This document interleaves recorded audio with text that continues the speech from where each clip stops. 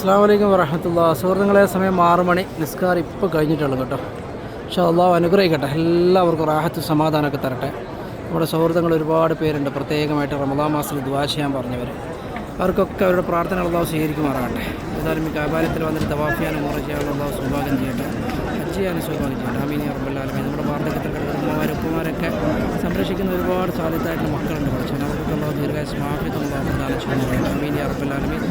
അതുപോലെ അവർക്കൊക്കെ വാർദ്ധക്യത്തിലുള്ള ഉമ്മമാർക്കും ഉപ്പമാർക്കൊക്കെ അല്ലാഹു ആരോഗ്യം നൽകട്ടെ, അവരുടെ ആഫിയത്തിലൊക്കെ അല്ലാഹു റാഹത്ത് നൽകട്ടെ. ആമീൻ.